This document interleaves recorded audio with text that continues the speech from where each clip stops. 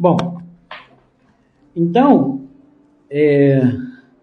o texto fala assim, para algumas pessoas que pertenciam à igreja anglicana, a reforma de Henrique VIII devia ser mais ampla. Então, porque a reforma de Henrique VIII foi só uma reforma institucional. Como assim? Ele falou assim, agora na instituição da igreja aqui, e na Inglaterra, nós não somos mais sujeitos a Roma.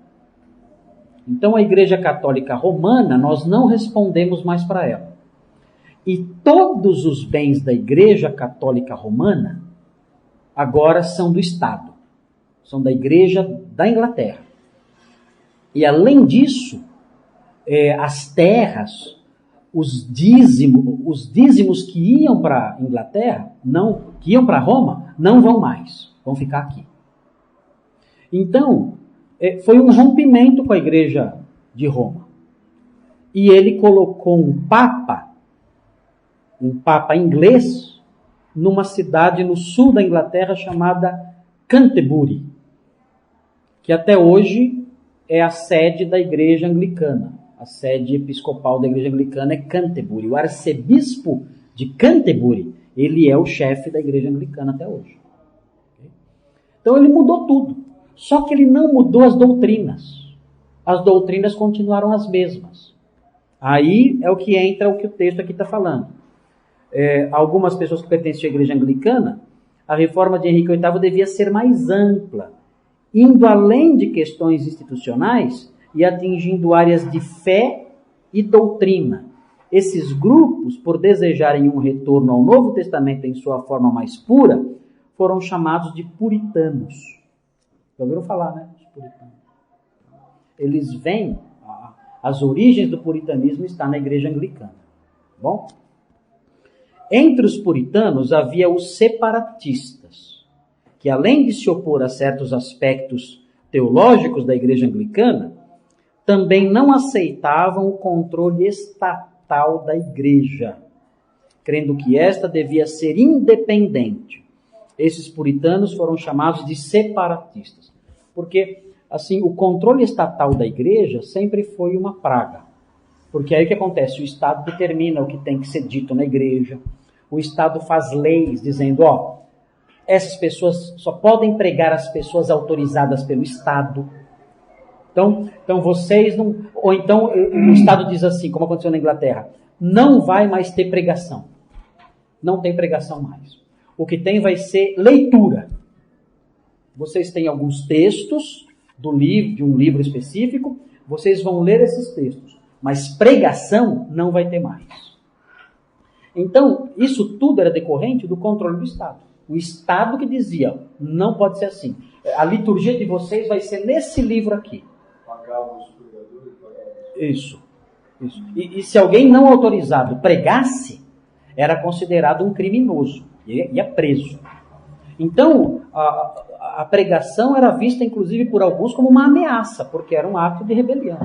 Então, a igreja estatal, ela fazia isso, ela controlava. E aí os separatistas falavam, nós não queremos nenhum controle do Estado sobre a igreja. Nenhum. A igreja é independente do Estado. Então, até hoje os batistas são assim.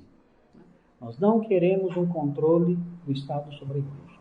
Então, se chegar aqui o presidente da República e falar assim, vocês daqui para frente vão ter que dar... vão ter que diminuir o dízimo aí. Olha, presidente, sinto muito, a senhora não manda nada aqui dentro.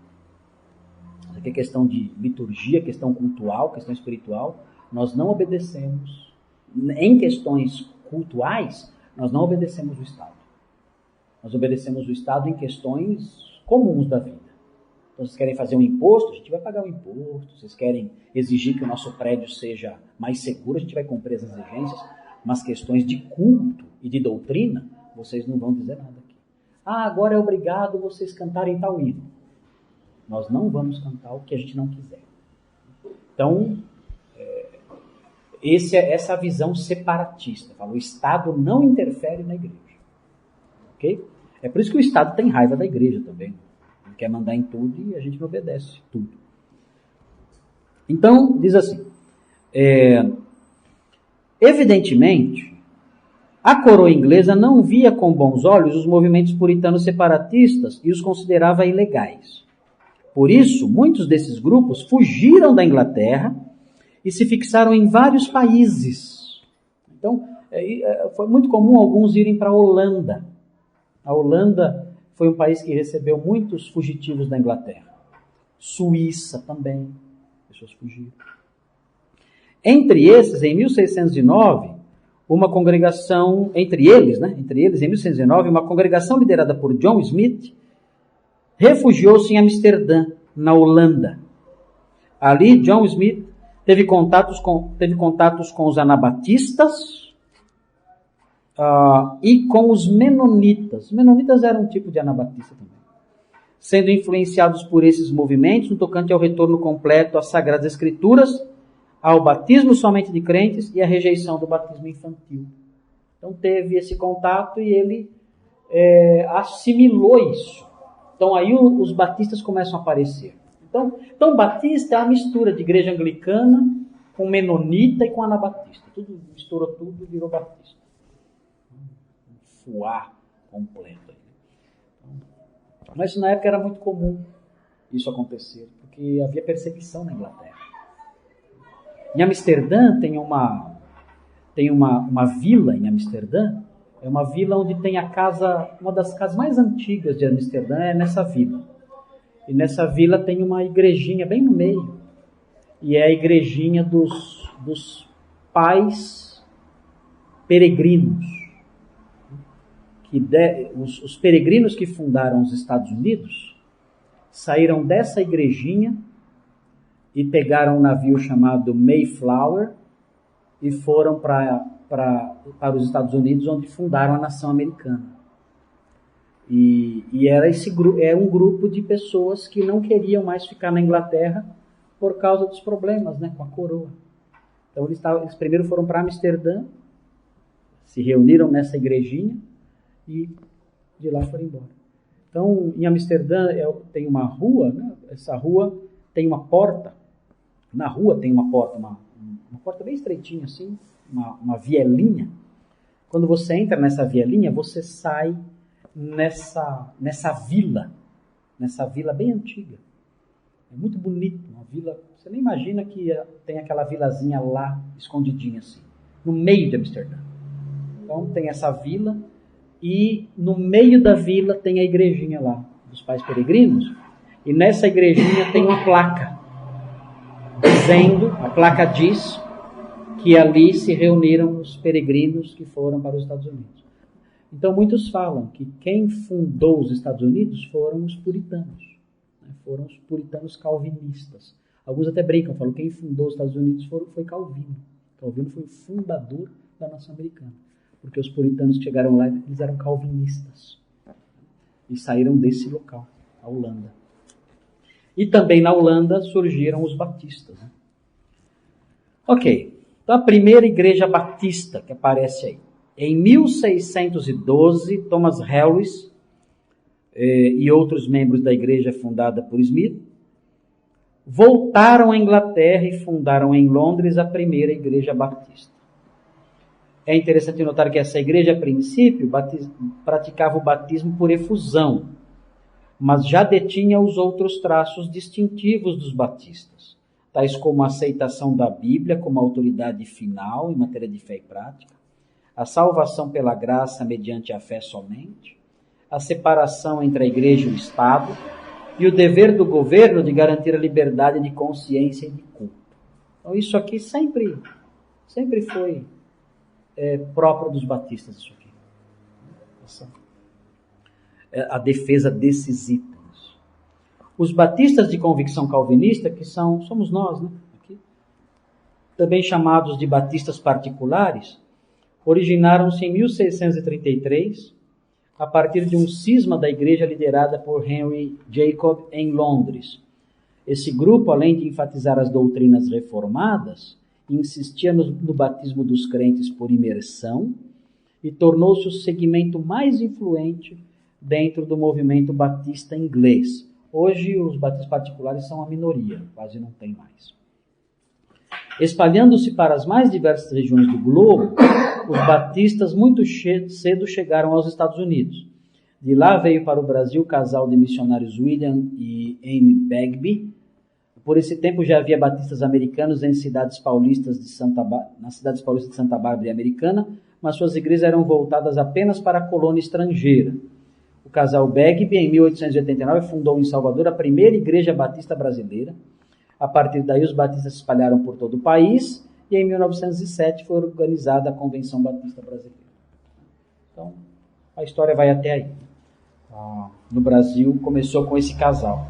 Antigamente era comum as colônias que vinham, elas vinham e já formavam a igreja, mas era a igreja delas, você não conseguia entrar.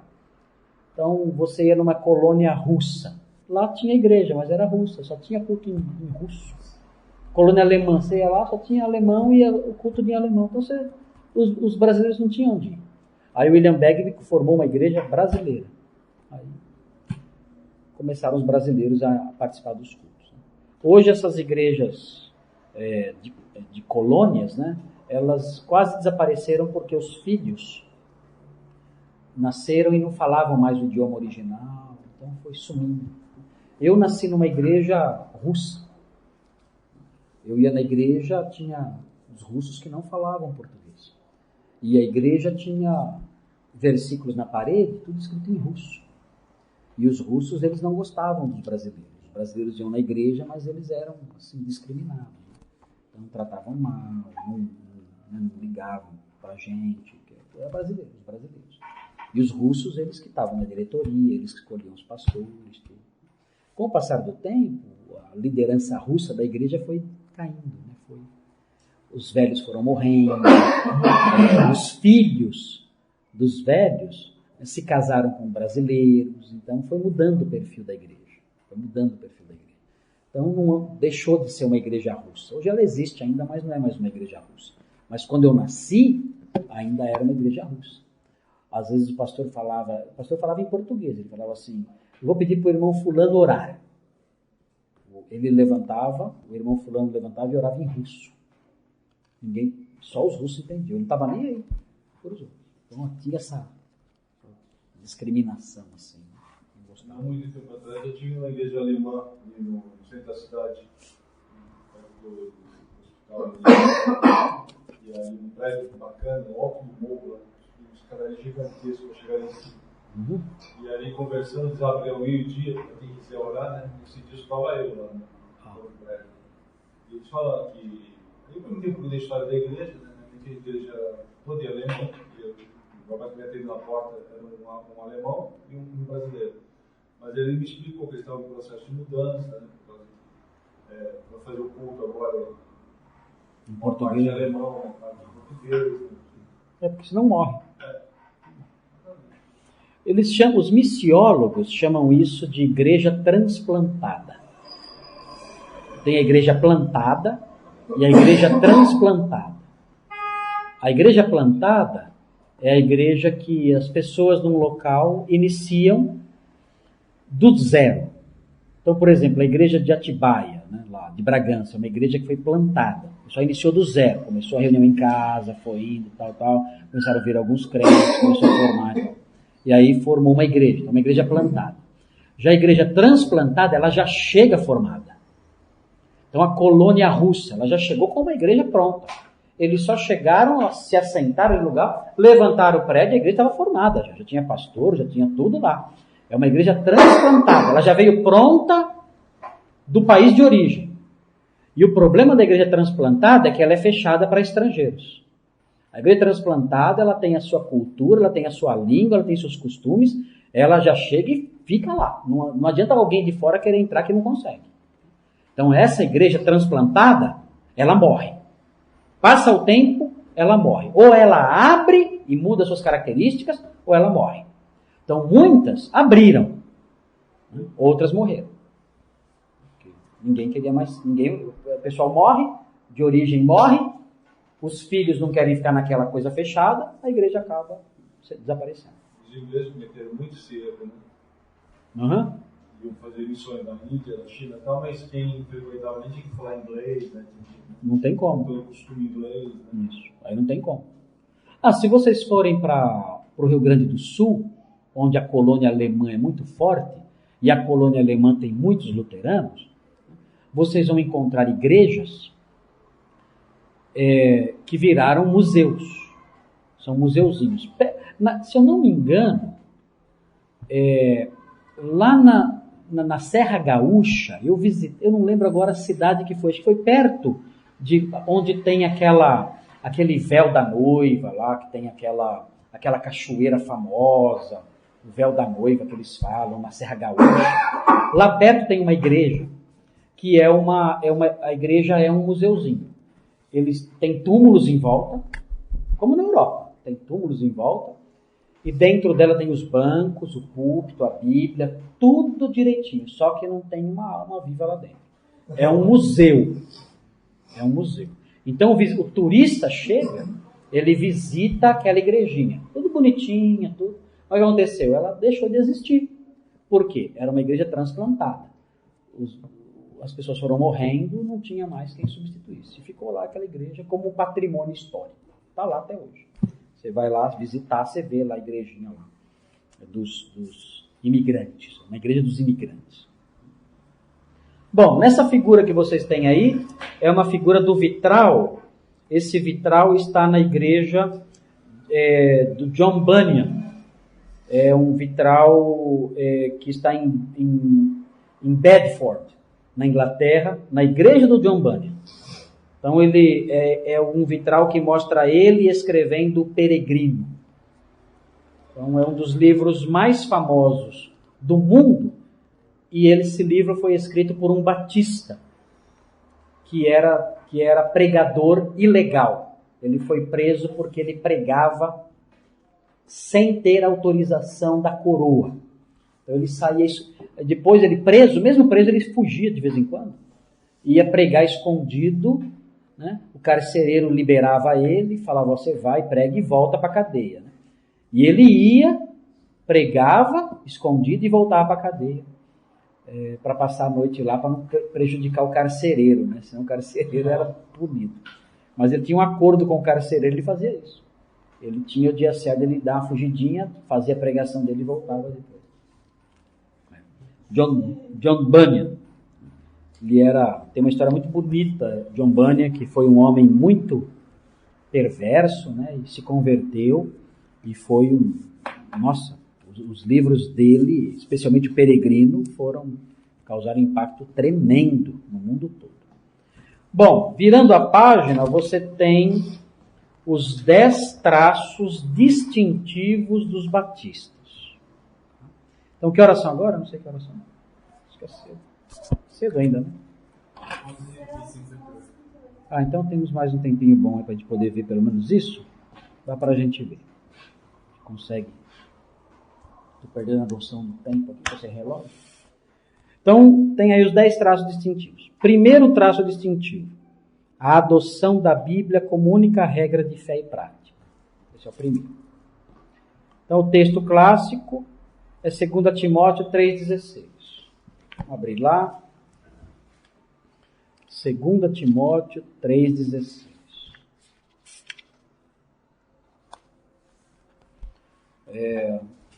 Pode ler, Mineiro, para nós aí. Toda escritura é inspirada por Deus e útil para o ensino, para a repreensão, para a correção, para a educação na justiça. Ok. Então isso aí é a base bíblica da autoridade bíblica. Toda a escritura é inspirada por Deus. Então, não há como fugir da autoridade bíblica porque a origem dela é divina. Toda a escritura é inspirada por Deus. Então os batistas, pelo menos, era para ser assim, né? Hoje em dia, não sei se a grande maioria já não tem mais isso. Tem batista que não acredita em nada. Está na igreja, nem sei fazer o quê. Alguns pastores batistas não acreditam nem na ressurreição de Jesus. Só estão na igreja por causa do emprego. Para não perder o emprego. Então, fica lá. Número 2. Outro traço dos batistas. ênfase na doutrina da salvação pela fé somente. Então, Efésios 2, 8 a 10. A Bárbara vai ler aí Efésios 2. De 8 a 10.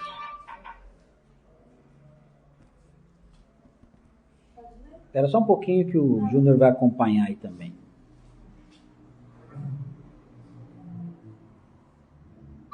Pode ler. Pois vocês são salvos pela graça, por meio da fé. E isso não vem de vocês, é dom de Deus. Não por obras, para que ninguém se glorie. Porque somos criação de Deus, realizada em Cristo Jesus, para fazermos boas obras, as quais Deus preparou antes para nós as praticarmos. Ok. Então, primeira parte, porque pela graça sois salvos mediante a fé. E aí o 9 diz, não de obras, para que ninguém se glorie. Então aí a salvação pela fé somente. Não tem salvação pelas obras. Então, isso é beabá, né? Isso aí todo crente sabe. Isso não tem segredo para nós. Né? Então é outra ênfase, que eu não sei também se os batistas continuam acreditando nisso. Tem muito batista aí que crê na salvação pelo esforço próprio. Número 3. Destaque para o ensino do sacerdócio de todos os crentes. É 1 de Pedro 2,9. 1 de Pedro 2,9. Todos os crentes são sacerdotes. O valor disso é que nenhum crente precisa buscar padre, precisa fazer confissão para o padre, porque todo crente é um sacerdote. Então, Valdir, leia para nós. 1 de Pedro 2,9. Vocês, porém, são geração eleita, sacerdócio real, nação santa, povo exclusivo de Deus, para anunciar as grandezas daquele que o chamou das trevas para a sua maravilhosa luz. Ok, então essa parte inicial fala, vós, porém, sois raça eleita, sacerdócio real. Então isso aí é muito legal saber disso, que o crente tem acesso a Deus, direto, ele não precisa de um sacerdote. Não precisa falar com o pastor para perdoar pecados. A pessoa pode direto entrar na presença de Deus e obter o perdão. Número 4, a separação entre igreja e Estado, com ênfase na independência da igreja. Então aquilo lá que a gente falou. Se o Estado falar, o pastor aqui vai ser fulano, a igreja fala, o pastor aqui vai ser quem a gente quiser. E fora daqui com essas tolices que vocês dizem. Então, Mateus 22, 21. Agora é o Júnior que vai ler para nós. Pode ler, Júnior. Quando você achar aí, pode ler.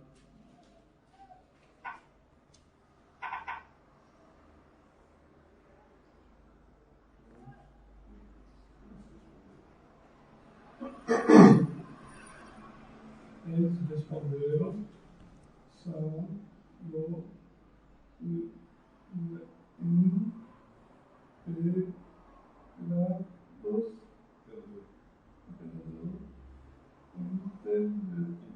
Então Jesus disse, deem ao imperador o que é do imperador e deem a Deus o que é de Deus. Ok.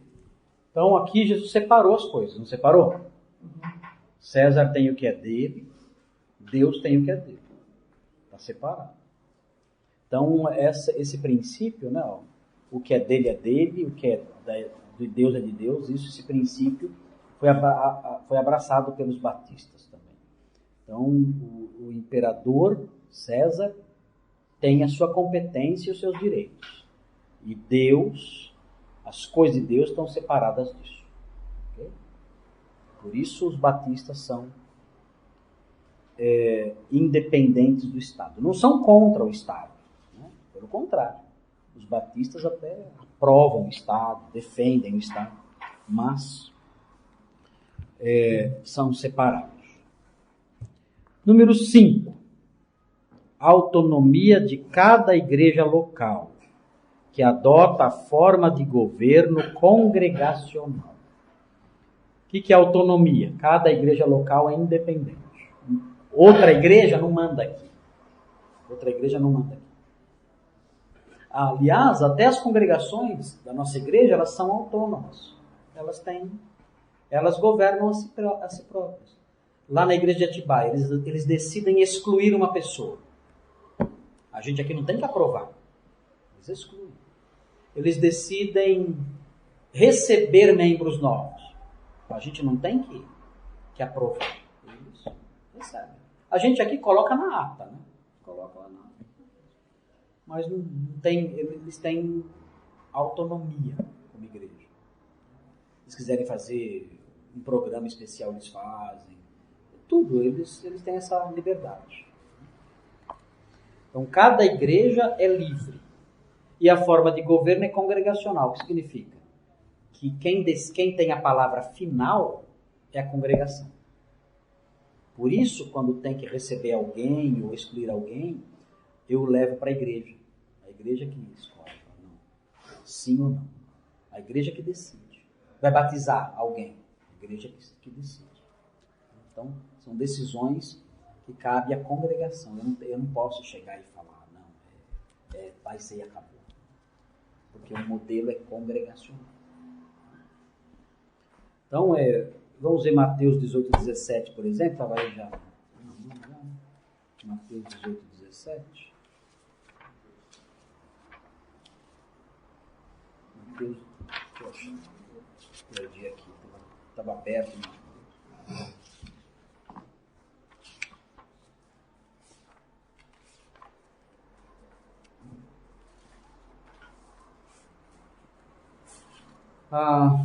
Olha o finalzinho desse versículo. Fala assim: se ele não os atender, dize-o à igreja. Estão vendo aí? Então esse pedacinho, dize-o à igreja, está mostrando o quê? Que a palavra final é de quem? Da igreja. Então por isso o sistema congregacional. Agora em Atos, Mineiro, lê para nós. Atos 6, quer ver? É interessante também essa parte. Atos 6. Onde é que está aqui? Quer ver? O versículo específico que está 6, de 1 a 6, né? Onde está aqui?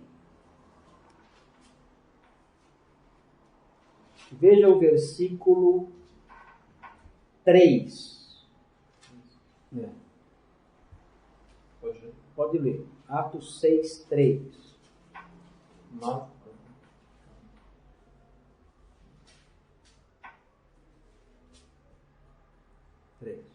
Mas, irmãos, escolhi dentre vós 7 homens de boa reputação, cheios do Espírito e de sabedoria, aos quais encarregaremos desses serviços. Ok. Então, aqui era o problema de assistência social das viúvas gregas.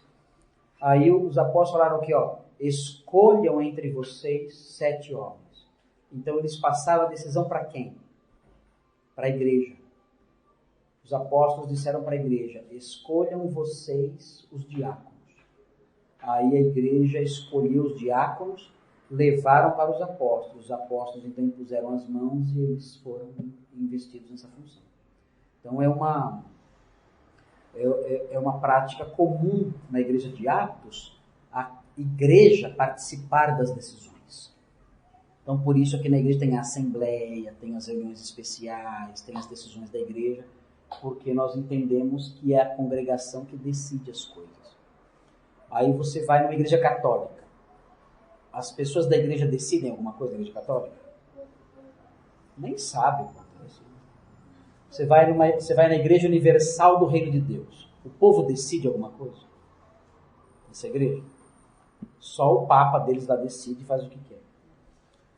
Você vai na Igreja Renascer. O povo decide alguma coisa? Então essas seitas todas, você vê que quem decide tudo é uma pessoa. Uma pessoa que vai lá e faz o que ela quer. Na igreja bíblica, a congregação toda, ela toma a decisão. Os crentes em Cristo tomam a decisão. E a direção que tem que tomar. Então, por isso que existe uma membresia. Quem pode decidir? Chega um visitante lá, não. Imagina, se todo mundo que está na igreja pode decidir. Então, por isso tem uma membresia. São as pessoas que estão oficialmente comprometidas com a igreja. Essas são a igreja oficial. Aí esses decidem. Essas igrejas nem têm hall de membros. Por quê? Porque não serve para nada. Para que eu vou querer um hall de membros? Para quê? A congregação não decide nada. A congregação não tem nenhuma responsabilidade. Para que eu vou ter um hall de membros? Não precisa. Então você vai numa igreja dessas, cada dia um grupo de pessoas. Tudo misturado. E ninguém tem nenhum dever, nada. Só vai lá dar dinheiro. Então é um fuá completo. Ok. Número 6. Cooperação entre as igrejas para a expansão do reino de Deus. Okay? Então, Bárbara, lê aí 1 Coríntios 16, de 1 a 4.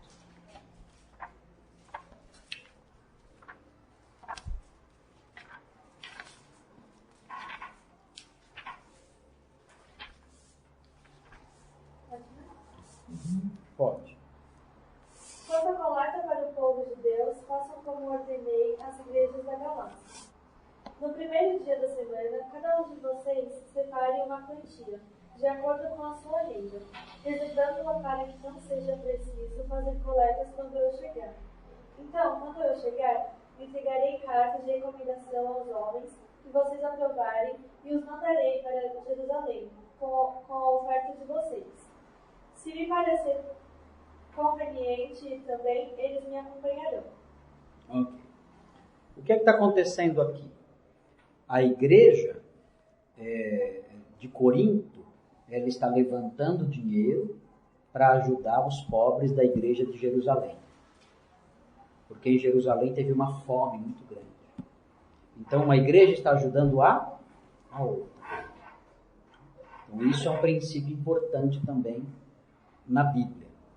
As igrejas, elas devem se ajudar mutuamente. No caso de necessidade, vamos ajudar os irmãos daquela região. Então, é uma forma de colocar em prática um princípio que há no Novo Testamento.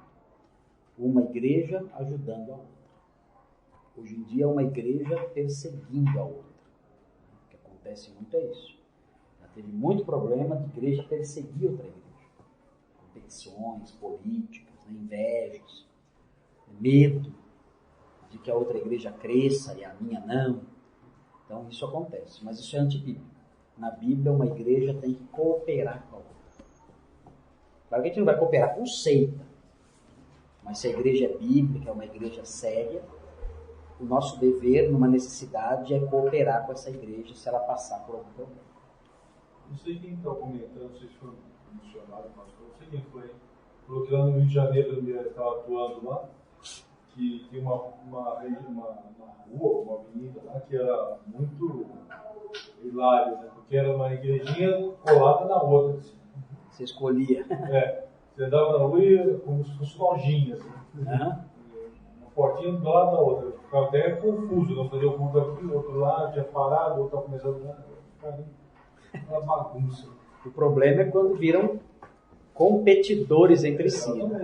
Qual a finalidade de uma igreja abrir uma porta do lado da outra? Do lado da outra, né? Só competir. Aí começa uma a atacar a outra. Começa uma a atacar a outra. Seria bom que toda a rua tivesse um monte de igreja, mas essas igrejas cooperando umas com as outras. Né? Não uma competindo com a outra, senão vira comércio, que é o que virou já. Mas, se, por exemplo, nós sabemos que tem uma igreja séria, bíblica, pregando a palavra de Deus, tentando se estabelecer aqui num bairro pobre aqui, e estão lá, os irmãos estão lá, não é nenhum aventureiro, os irmãos estão lá, aí uma igreja mesmo, verdadeira, e eles estão passando por sérios problemas, não tem o que fazer, então não tem recursos.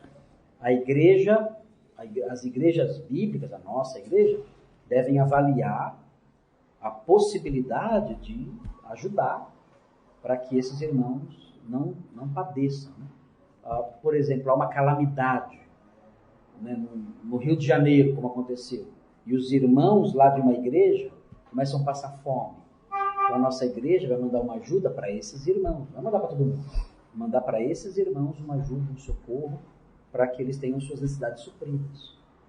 Então tudo isso é importante. Quando teve aquela destruição na região serrana do Rio, que desabou lá, que desceu toda aquela lama, matou gente pra caramba, várias igrejas ajudaram os irmãos lá. Até interessante, porque teve um irmão aqui de São Paulo que foi para lá para ver o estado dos crentes, né? E ele voltou e eu perguntei para ele, como é que a nossa igreja, a Redenção, poderia ajudar os crentes de lá?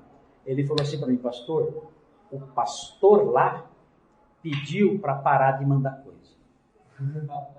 Ajuda não mandando. Eu falei, como? Eu disse, olha, o que mandaram de água para eles, de água, não só os crentes, mas o governo, né, o Estado, assim, água assim, mineral, isso aí lá virou, assim, é tudo dado, assim, é muito, caminhões. E o pastor lá está com tanta doação que o pastor não tem onde guardar. E o pastor falou para parar de mandar. Eu acho que chegaram para eles doações de crentes que se somaram às doações comuns. Então, o pastor falou, para que não tem nada para fazer isso aqui. Então, aí nós não mandamos nada para lá, porque não havia necessidade. Mas havendo necessidade, é legal a igreja ajudar a outra igreja, a cooperação entre as igrejas. Ok. Prática do batismo por imersão, ministrado só aos crentes. Se a pessoa não é crente, aí não pode batizar. Só batiza crente. Na igreja presbiteriana, batiza pessoas não crentes, que são os bebês. Os bebês são batizados na igreja presbiteriana. Na nossa igreja, isso não acontece. Nós não batizamos bebês. Eu enxergo muito crente desviado. Oi? Muito crente desviado. Eles falam que é desviado, mas não é. Foi batizado bebezinho, nem sabia o que era aquilo. Quando cresceu, catou o rumo dele. Cuidado da confirmação, né? Aí não quis fazer, foi embora. O feio que foi embora. Não, ele olha aquilo e fala o quê? Não tem nada a ver com isso, sai fora. E aí, né, fica o problema da vergonha para a igreja verdadeira. Então, o batismo por imersão ministrado somente aos crentes, o texto melhor para isso continua sendo Atos 8, de 36 a 39, que o Valdir vai ler para a gente aí, Atos 8, 36 a 39. Prosseguindo pela estrada, chegaram ao lugar onde havia água. O eunuco disse, olha, aqui há água. O que me impede de ser batizado? Disse Filipe, você pode, se crê de todo o coração. O eunuco respondeu, creio que Jesus Cristo é o Filho de Deus. Assim, deu ordem para parar a carruagem. Então Filipe e o eunuco desceram à água e Filipe o batizou. Quando saíram da água, o Espírito do Senhor arrebatou Filipe repentinamente. O eunuco não ouviu mais e, cheio de alegria, seguiu o seu caminho. Ok. Então esse texto mostra o eunuco entrando na água e saindo da água. Então é evidente aí que o batismo foi, né, diferente do que é praticado aí nas igrejas que só aspergem água sobre a pessoa. O texto fala que ele entrou na água, saiu da água, então é uma evidência do batismo por imersão. E a outra evidência, no 37, é lícito se crês de todo o coração. Então o batismo só é correto se for acompanhado de fé.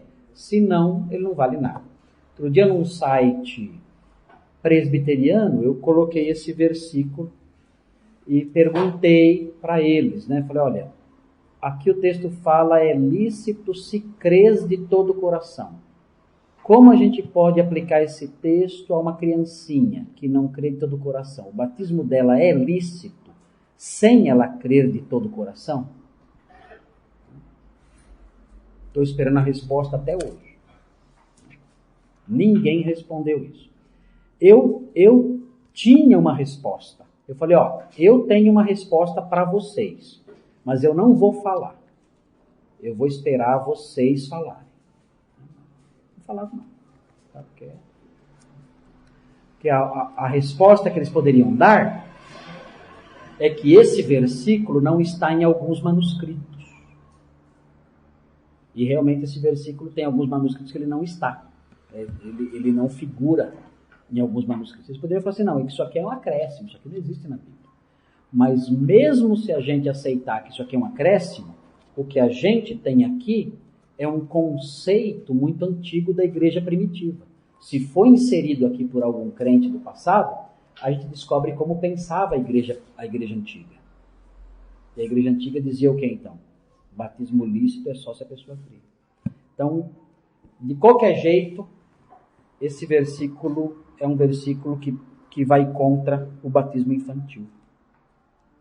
Bom, número 8. Rejeição do batismo infantil. Mateus 28, 19.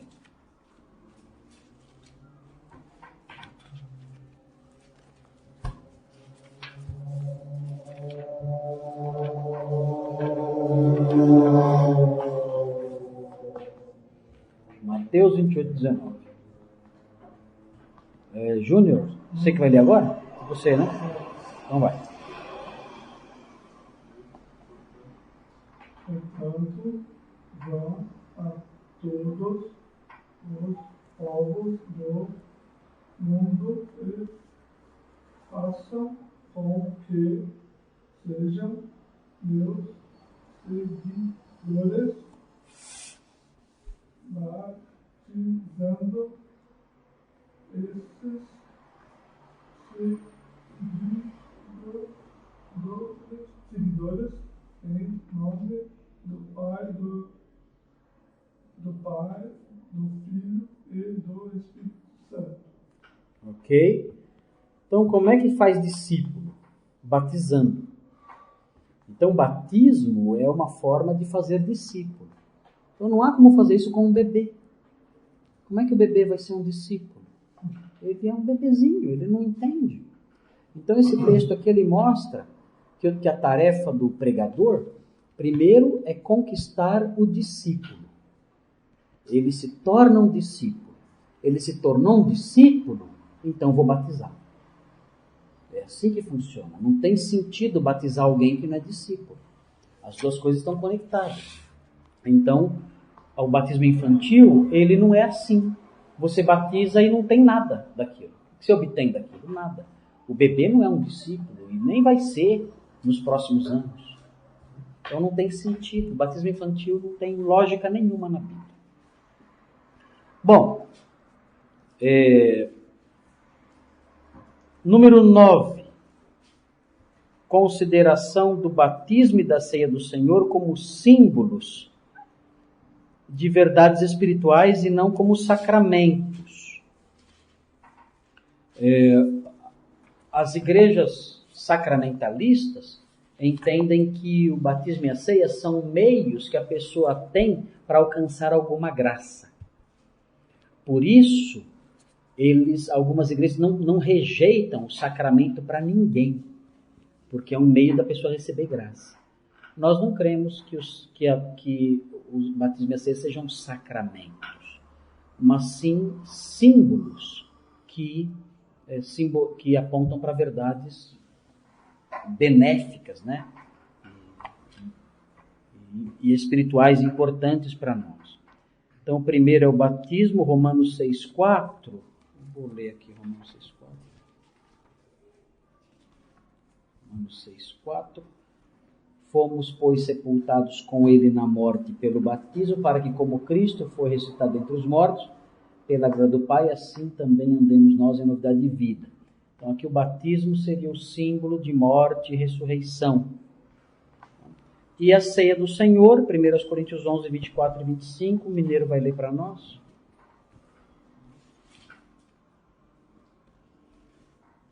Pode ler, Mineiro. Por semelhante modo, depois de haver ceado, tomou também o cálice. Acho que não, eu comecei no 25, procurei o 24. E tendo dado graças, o partiu e disse: Isto é meu corpo, que é dado por vós, fazei isto em memória de mim. Por semelhante modo, depois de haver ceado, tomou também o cálice, dizendo: Este cálice é a nova aliança no meu sangue. Fazei isto todas as vezes que o beberes, em memória de mim. Ok. Então, quando fala em memória de mim, né, faz alusão a esse símbolo como um recurso mnemônico, né, de trazer lembrança à cabeça da pessoa. Então é isso que a ceia é, uma forma de trazer a lembrança das pessoas o sacrifício de Jesus. Ela simboliza esse sacrifício. Então os batistas creem assim. E no item 10 é a rejeição de doutrinas pentecostais. Existem batistas pentecostais, batista reavivado, mas é tudo, né? Pegaram só o nome só, não é nada de batista. Então, rejeição de doutrinas pentecostais, especialmente no tocante ao batismo do Espírito Santo, acompanhado pelo dom de línguas. Os batistas não creem nisso. Isso aí, para os batistas, é só uma invenção. Valdir, lê para nós, Bárbara, lê para nós 1 Coríntios 12, versículo 13 e versículo 30. Pois em um só corpo todos nós fomos batizados em um único Espírito, quer judeus, quer gregos, quer escravos, quer livres. E a todos nós foi dado beber de um único Espírito. Ok. Então todos fomos batizados. Todos. Pelo Espírito Santo. Então não tem, eu me converti agora, eu vou buscar o batismo do Espírito Santo. Não, o texto fala que todos nós fomos batizados no Espírito. Não tem que buscar nada. Se é crente, já é batizado. E versículo 30. Tem todos dons de curar? Falam todos em línguas? Todos interpretam? Ok. A resposta para essas perguntas, não. Tem todos os dons de curar? Não. Falam todos em outras línguas? Não, claro que não. A resposta sempre é negativa. Então a ideia de que todo crente tem que falar em línguas é errada. É uma invenção moderna. Bom, então tá bom. Então hoje a gente para aqui. Semana que vem a gente continua com as ressalvas. Aí tem as ressalvas. São 4 ressalvas. Assim vai caminhando o livrinho aí. Tá bom? Ok, gente, vou fazer oração.